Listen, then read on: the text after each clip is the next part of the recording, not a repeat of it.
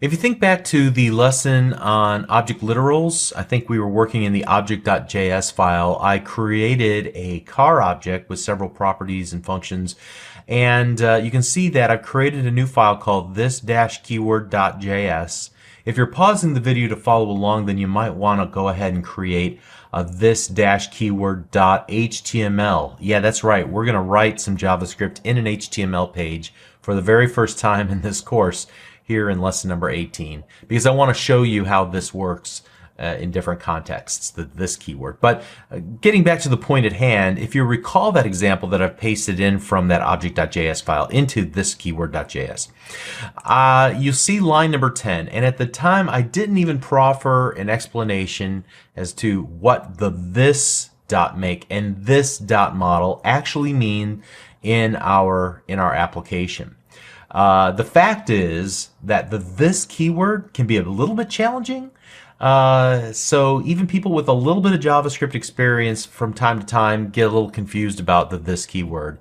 And one of the reasons people get confused about it is because it means something different in JavaScript than in most other programming languages. So you actually have to kind of fight your existing knowledge.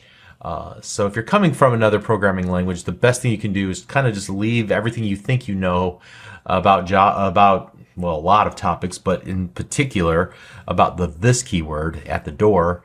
And if you are just coming to JavaScript as your first programming language, then you might even have a slight advantage here because you won't have to fight yourself in what you think you know. But simply put, the this keyword in JavaScript represents the way a given function is called. The way a function is called will determine what this represents. Okay, so you essentially bind the this keyword to a given context, and we'll explain what that means, based on how you call the function. All right, so up to now, we've not really paid much attention to how we call functions. I told you there was really only one way to call a function, using the method invocation operator. So we would do something like this a little bit later on, right? Like a car.printDescription, all right? And I used the method invocation operator, and I didn't even hint to the possibility that there would be another way or multiple ways to actually invoke a function, but that's actually pretty important when you consider what the this keyword represents. All right, you're going to learn in this video at least that there are other ways to call a method that allow you to set or rather bind the this keyword to something so that you can do something interesting inside of, in this case, your object or your function or whatever the case might be. Now, you may never need to do this, but it's important to understand the basic rules and how this keyword gets bound to a context and gets referenced inside of your object or your function. There's an entire book written about how this functionality works and all the permutations, and it's awesome. It's a little bit over my head at times. So I'm going to give you an absolute beginner's explanation as to how this all works, but it should serve you well as you're getting started, and then you can refine your understanding a little bit later on. But let's start out by commenting out everything.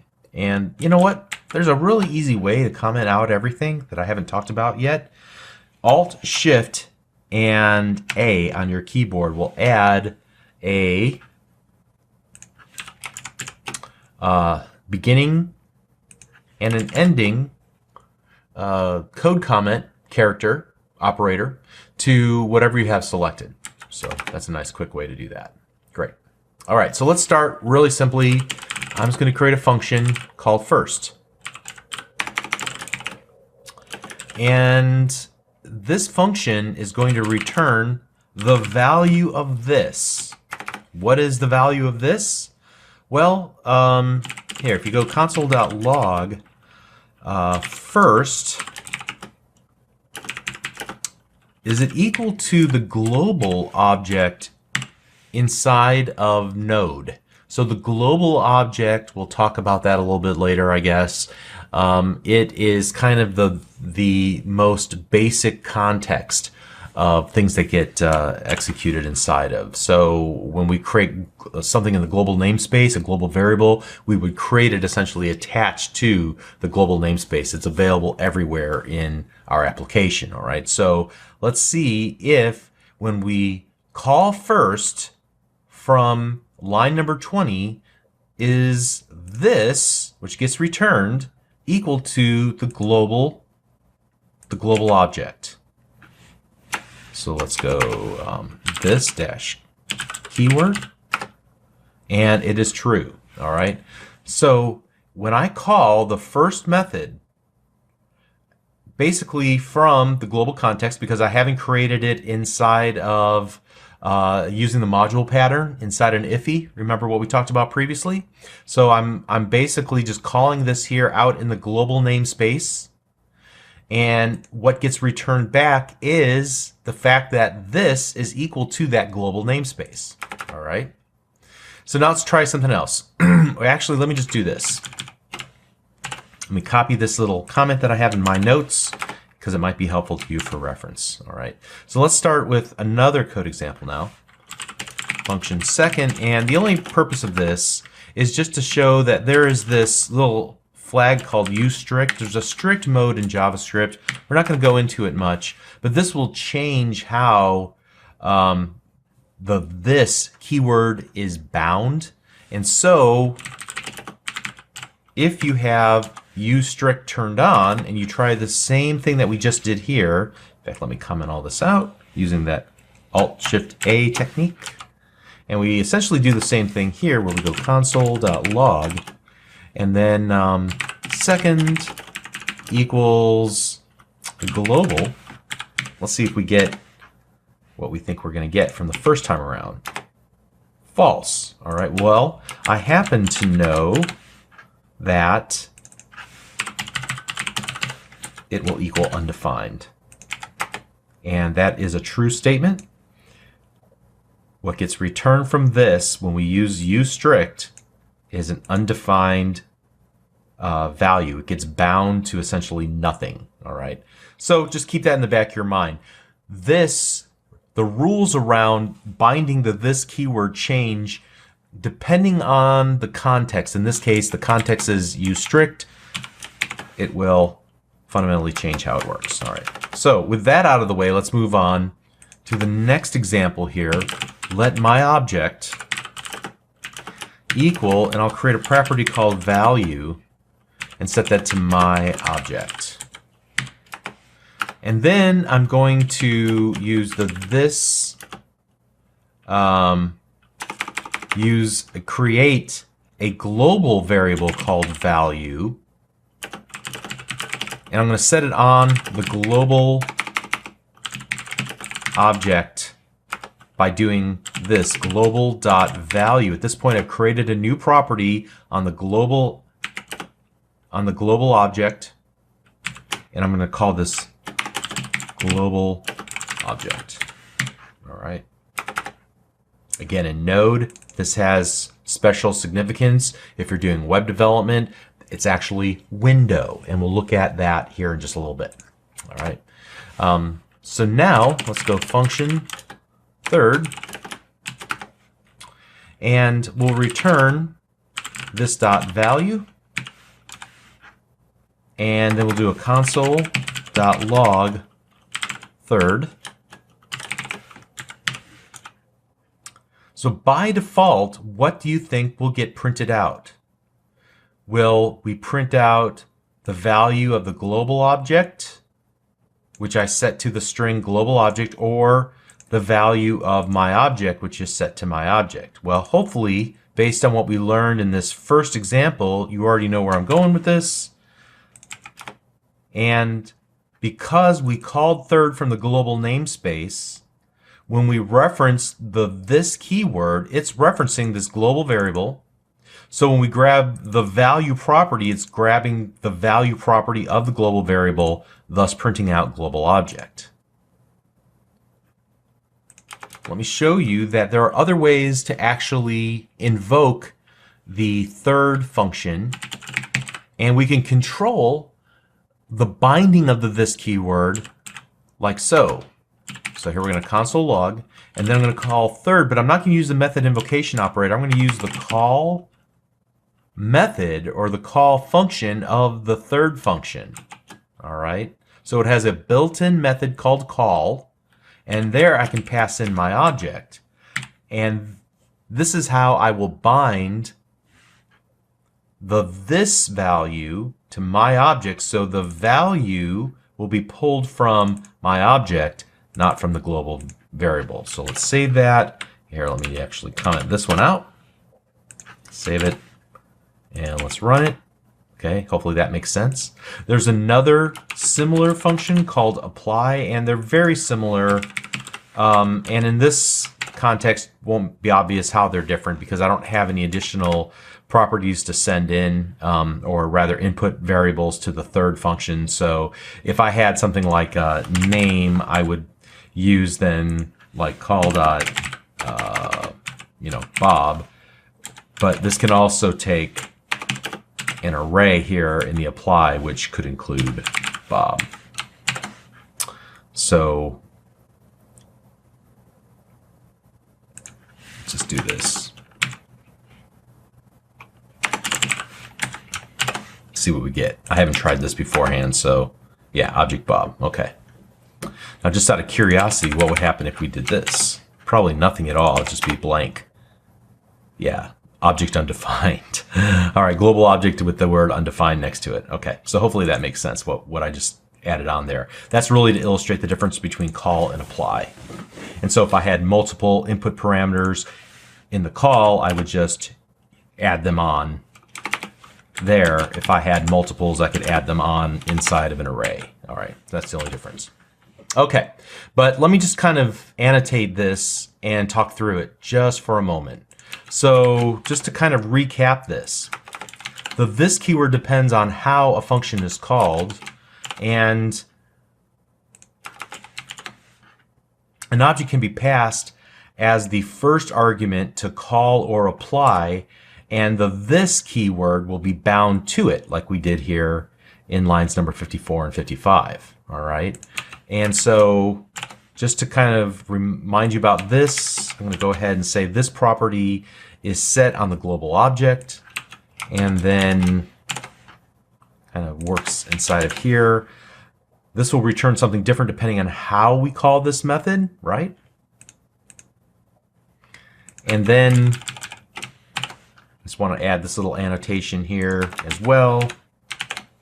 Both call and apply allow you to explicitly set what you want to represent this, or how we want to bind this. The difference is how the additional arguments are passed in, like I show you here. Okay. So when it comes to calling a method of an object, the call site will be the object itself, and all of its properties are available to this. In fact, if we take a look back here, that's what happened. That's how I did this and why I use this.make and this.model. Again, when it comes to calling a method of an object, in this case print description, the call site, in this case car.printDescription, will be the object itself, and all of its properties like make, model, and year are available to this inner function only when I use the this keyword, because this represents this context. All right, because I'm calling print description using the car object. All right, so to call the function, I would use the object reference. That object reference car gets bound to the this keyword. So to further illustrate this idea, let's do this. I'm going to actually select everything we've done from here down and Shift Alt and A. And so let's go function fifth. And here I'm going to go console.log and this dot first name and a space and this dot last name. And hopefully this will make a lot more sense. All right, so now what I want to do is create two objects. So let customer1 equals, and we'll go first name, colon, Bob, last name colon Tabor, and then I'm going to create a print property that's going to point to the fifth function, like so. All right, and I'm going to copy this and just duplicate it. I'll make this customer 2. Call this Richard Boughton. All right, and then finally we'll go customer2.print, customer1.print. All right, so now look at how this works. What is the context? How do I call the print method that's pointed to fifth? Well, in this first case, I'm using the object, if it'll let me get in there, object customer2. That is the context.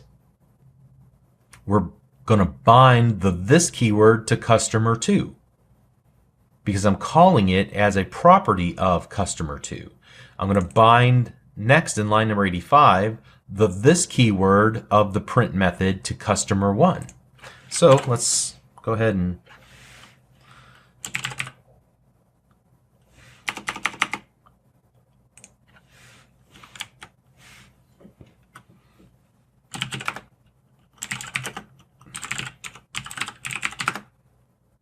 so to me, this example is really interesting because the call site is the object's reference to the function, and the this keyword can be used to reference the various properties of the object that was used to call the function.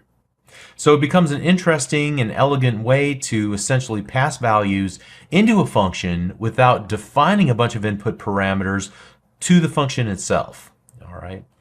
So now what I want to do is kind of stop working with Node for a little bit and look at the this keyword in the context of a web page. So I've created a new this-keyword.html. I can use the term doc. You can see that when I type in the word doc, it's an Emmet abbreviation. If you're not familiar with Emmet, just search for it online. It's basically a shorthand syntax for, I guess you could say, for snippets for code editors, right? So when I hit enter on the keyboard, it kind of creates this, bam, this whole document outline for me. And it has some replaceable areas like the device width and the initial scale and the content and all that business. I don't want to change any of that stuff. What I do want to do is add a script section here near the bottom for reasons I'll talk about in another video. And then what I want to do is above that create just a simple button. So here we go, button, and inside the button I'm going to say, hey, click me, and then I'm going to set a on click equal, and we'll come back to that in just a moment. Here I'm going to actually create a function that I want to call whenever the button is clicked. So function, and I'll give it a name, click handler, like so.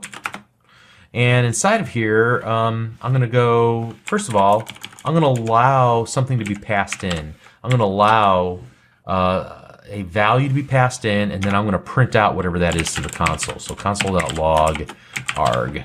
All right. Now, we'll come back to this in just a moment. I'm going to leave a space and go console.log this. All right. And then in here, I'm going to say the button on click equals click handler. So I'm going to call the click handler. I'm going to pass in this, the this keyword. All right. So if all goes well here, I should just be able to right click on this and say reveal in Explorer. And then when it's in the Windows Explorer, I can just like hit the enter key on the keyboard to actually open it up in my default browser. And what I want to do is I want to use the F12 tools in Edge. I'll bring up this little window at the bottom here. And I want to look at logs. So make sure that you're on the console tab and select the logs subtab. I'm going to click the click me button. And we'll see the results of both of our console.logs. In the first case, what we get back is the this that was passed in as arg and printed out directly to screen. And so in this case, the this keyword will reference this entire element. All right, so let's take a look at that again here. You can see how button on click gives me the whole thing. So I can do something like this, which if you're familiar with web development, should not blow you away, I should be able to do arg.innerText. And if you're familiar with web development at all, you would expect to see what there? Let's refresh the page. Click the Click Me button again. And you see Click Me. All right, that's the inner text of that button. So I'm able to get to all the properties of this button. But the key here is that the this keyword represents this entire button. And I'm passing the this keyword in so that I can look at this entire button, inspect it, grab a property out. But when I use the this keyword inside of my click handler function, what do I get? I get the global object. Now we said in Node, the global object, the name of it is global. In a web browser, the global object's name is window. So I can actually just like use this little arrow, this little caret, chevron right next to object window, and it will allow me to view all of the objects, the child objects of the window. And there are literally maybe, if not hundreds, definitely dozens of different objects and properties that we can inspect and change programmatically. We'll come back to some of those ideas a little bit later. But basically, the takeaway from this is that whenever code is called from an inline on event, like on click, on event handler, this is set to the DOM element on which that listener is defined. That's why we got back this entire button, including the text, including the closing button tag. But we've not taken any special steps to bind this inside of this function we've defined here, the click handler. So it defaults to the global object, the window object. Okay? So the moral of the story is that what this keyword is bound to is not always obvious. It takes a bit of detective work, more so than the this keyword in other programming languages, but it has to do with how a given function is called and the site from which it is called. So in this case, this keyword is used at the call site is at this element level.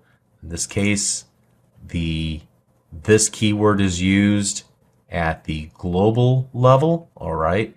And that will change the value of this and what it's bound to. But by default, functions that are called using the method invocation operators alone will use the context in which the call is made. So if the call is made in the global context, then the this keyword will be bound to the global object.